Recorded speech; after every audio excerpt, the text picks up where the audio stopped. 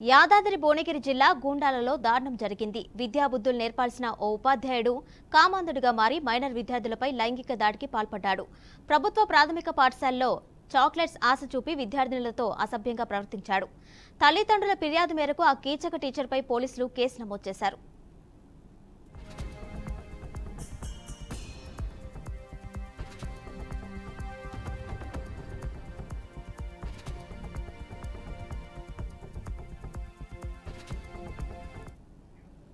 ఒంటిపూట బడి నడుస్తూ ఉండగా పాఠశాల నుంచి బాలికలు ఆలస్యంగా ఇంటికి రావడంతో తల్లిదండ్రులు పిల్లలను ఎందుకు లేట్ అయిందని ఆరా తీశారు. దీంతో పాఠశాలలో జరిగిన విషయాలను తల్లిదండ్రులకు తెలిపారు. రకరకాలుగా శరీర భాగాలను తాకేవాడని చెప్పారు. కోపోద్రిక్తులైన బాధిత తల్లిదండ్రులు మాధవ్ రెడ్డిపై ఫిర్యాదు చేశారు.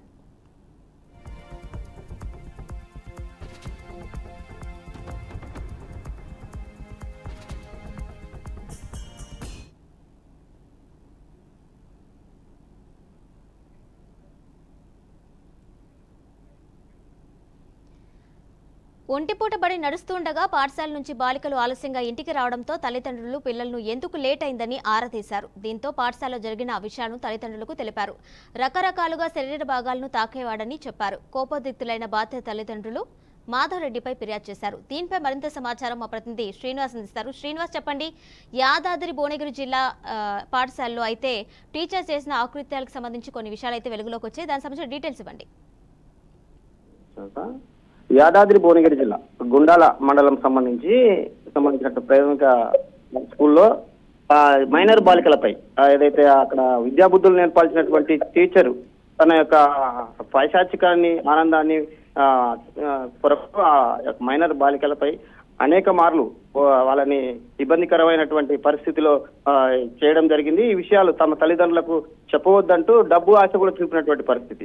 అయితే పిల్లలు తమ తల్లిదండ్రులకు చెప్పాలా లేదా ఏదైతే ఉపాధ్యాయునిపై తిరగబడాలా అనే పరిస్థితిని వాళ్ళు పెద్ద ఎత్తున ఇబ్బందికరంగా ఉంచుకొని స్కూల్కు వెళ్లకుండా ఉన్నటువంటి పరిస్థితి. అదే విషయాన్ని గమనించినటువంటి తల్లిదండ్రులు ఒక్కసారిగా ఆవేశానికి గురై మందలించడం కూడా జరిగింది.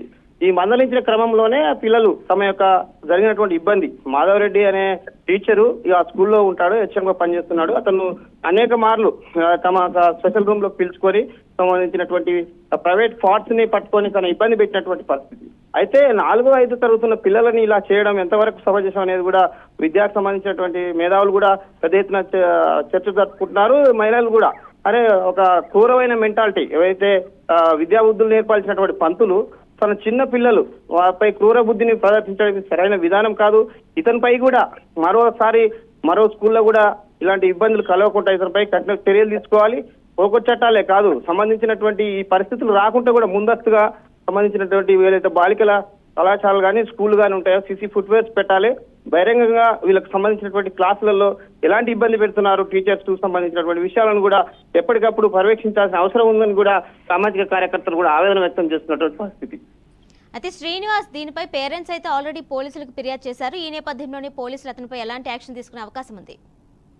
జనరల్ గా మహిళలు కాబట్టి సంబంధించినటువంటి ఫోటో కేసు సంబంధించినటువంటి చట్టాలు ఉన్నాయి. అలాంటి చర్యలు తీసుకోవడానికి పోలీసులు దర్యాప్తు చేస్తున్నామని చెప్తున్నారు. కానీ సంబంధించినటువంటి ప్రాంతవాసులు అయితేనేవి సంబంధించినటువంటి తల్లిదండ్రులు కూడా ఒకటే చెప్తున్నారు, మేము పేదరికంలో ఉంటూ స్కూళ్లకు గవర్నమెంట్ స్కూల్లో పంపిస్తున్నటువంటి పరిస్థితి. ఇదే క్రమంలో ఇట్లాంటి ఏవైతే పైశాచిక అనుబంధాన్ని ఉన్నటువంటి ఉపాధ్యాయులు ఇలా ఉంటే మా పిల్లలు చదువుకోవడానికి చాలా ఇబ్బందికరం. ఇతనిపై చట్టంలో ఉన్నటువంటి మామూలు కేసులు పెట్టి ఎమ్మటే వాళ్ళు బయటకు వచ్చి మరోసారి స్కూళ్లలోకి ఇట్లాంటి చేయడం సరైన పద్ధతి కాదు. వీరిపై చట్టపరంగా కాకుండా కఠిన చర్యలు తీసుకోవాలనేది కూడా వాళ్ళు పదే సంబంధించినటువంటి అధికారులకు చెప్తున్నారు. కానీ ప్రభుత్వ పరంగా సంబంధించినటువంటి పోలీసులు లా ప్రకారంగా సంబంధించిన చట్టం ఏం తీసుకుంటారనేది చర్చనీయాంశంగా జరుగుతున్నటువంటి విషయం. Right Srinivas, thank you.